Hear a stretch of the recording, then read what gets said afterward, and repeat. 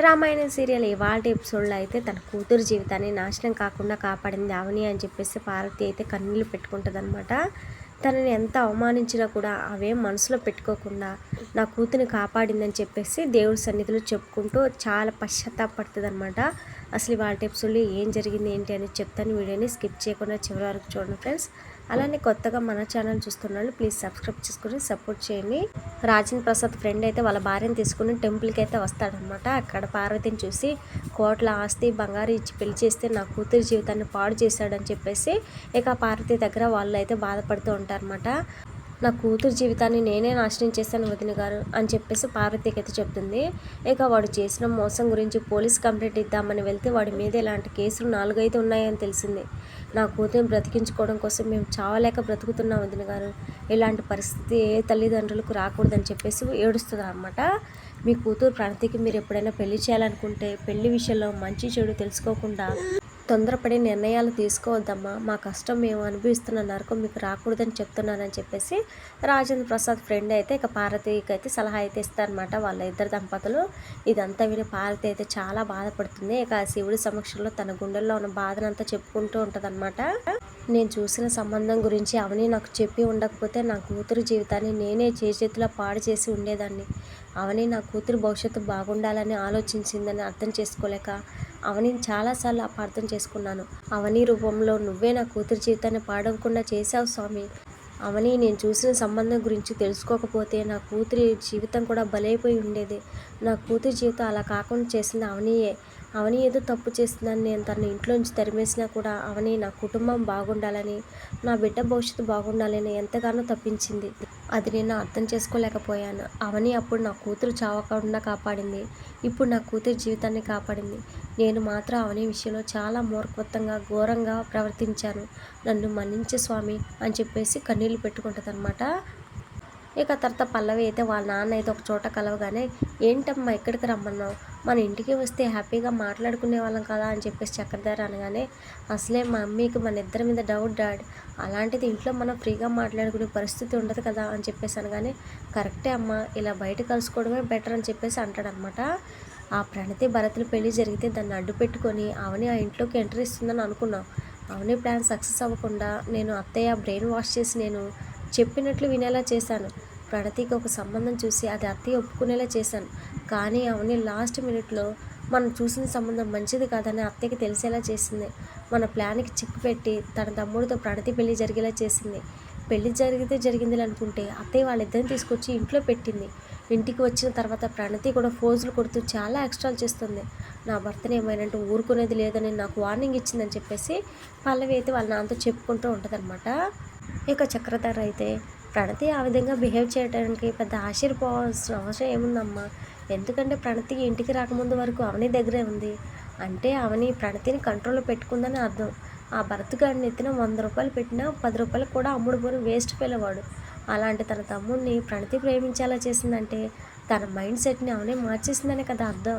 అలాంటప్పుడు ఎవరితో ఎలా మాట్లాడాలి, ఎప్పుడు ఎవరితో ఎలా రియాక్ట్ అవ్వాలి, ఎప్పుడు ఎవరికి వార్నింగ్ ఇవ్వాలి, అవన్నీ ప్రణతికి అవన్నీ ట్రైనింగ్ చేసి పంపించి ఉంటుందని తెలుసుకోలేకపోవడం పిచ్చితను అని చెప్పేసి చక్రధారి అయితే అంటాడనమాట. ప్రణతి ఇంట్లో అడుగుపెట్టి నుంచి భరత్ గారిని అవమానిస్తూ ప్రణతి పొగర్ని అణిగిపోయేలా చేస్తున్నానని చెప్పేసి పల్లవి అయితే చెప్తుంది అనమాట. నువ్వు ఇలా చేయడం వల్ల ఏ ఉపయోగం లేదమ్మా అని చెప్పేసి చక్రధారి అయితే అనగానే అలా నేను సైలెంట్గా ఉండి ప్రణతి ఇంకా పొగరుగా బిహేవ్ చేస్తుంది కదా అని చెప్పేసి పల్లవి అయితే అంటుందన్నమాట. నువ్వు అన్నది కూడా కరెక్టే, కానీ ఇంకో విషయం అర్థం చేసుకోవాలి.